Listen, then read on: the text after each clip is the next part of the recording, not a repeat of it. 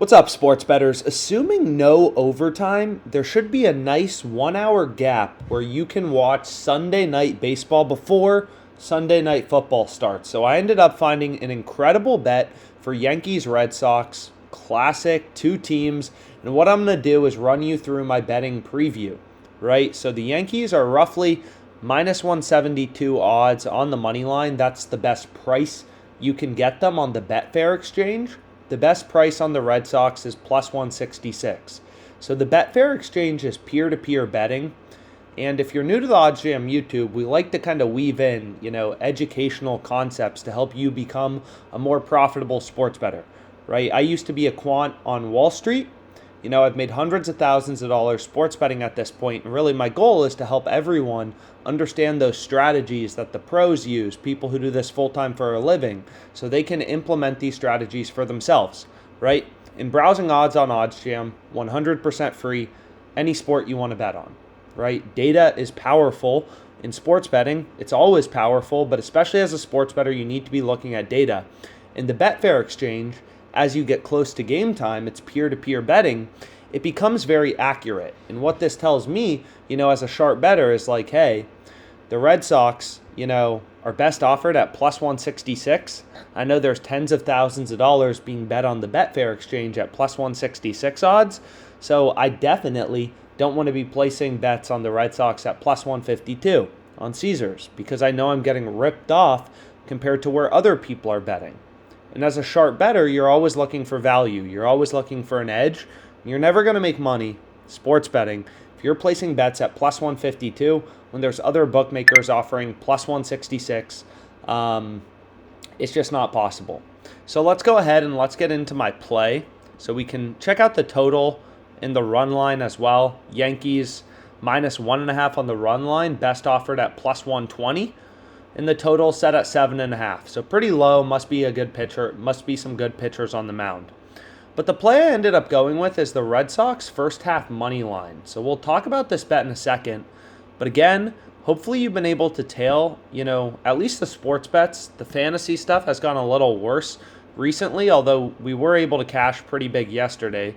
So we can actually take a look and see how we're doing so far today. But it seemed like a little rough here, but this one's still looking decent. We have Luis Ortiz cashed. We need Pete Alonso under 1.5 bases, so no more bases for Pete Alonso. We need this guy not to get more strikeouts. So it's been a little rough, but it went well yesterday. So hopefully we can keep it up on the fantasy stuff, at least compared to the days before. But in terms of sports betting, we're up 11K on the bets I've given out since the start of the NFL season, which is pretty incredible. So hopefully you've been able to tail a lot of these. Just decided to start tracking profit and loss of these EV plays and show you that, not every bet's a winner. Not every bet, wins, but over the course of the long run, when we're placing sharp, profitable bets, we know we're going to make money because we have an edge. So why do we like this bet on the Red Sox game? Well, we're getting plus 150 on WinBet, right? Caesars pricing this all the way down at plus 130, FanDuel all the way down at plus 128, Bet Online plus 135, right? No other sportsbook giving us above plus 135. We're getting plus 150.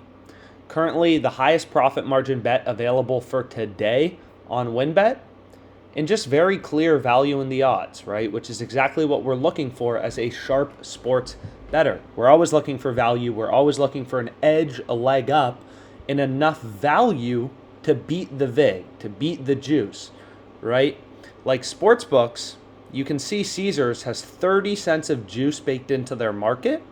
So the approximate true odds, if you remove that 30 cents of juice, Caesars believes the fair odds for the Red Sox should be like, plus 145, and the fair odds for the Yankees would be minus 145.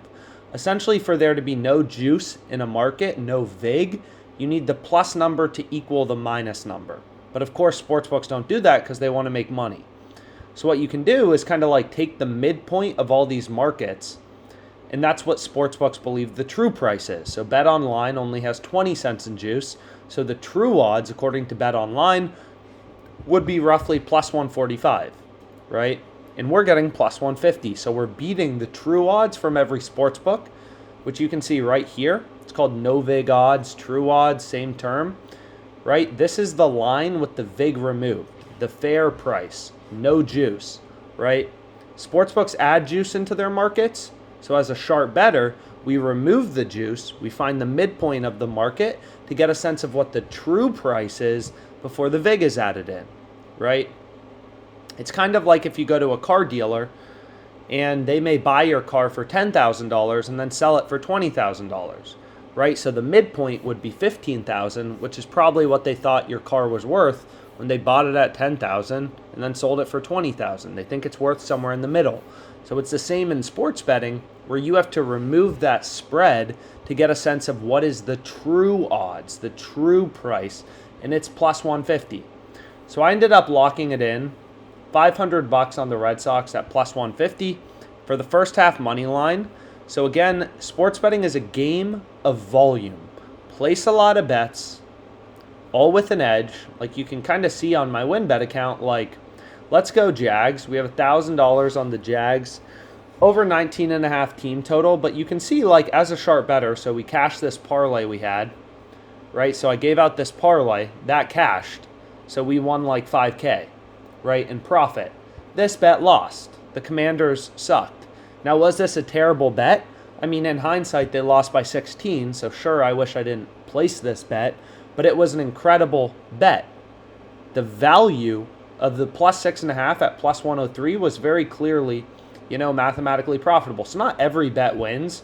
I mean, we did absolutely crush this weekend. The win bet balance is up to 90 grand. So we had a pretty good weekend overall. But again, like, not every bet wins. It's all about finding an edge and kind of, placing as many positive EV bets as you can. I try to place 50 a day. Sometimes I get to, sometimes 100. Like, you can just see looking through WinBet, like, lots and lots of bets. Lots and lots and lots and lots of bets. And this is just still on college football. San Diego State, JMU plus 9.5, UCLA minus 20. So anyways, hopefully you enjoyed this video. Kind of about sports betting strategies, and let's make money.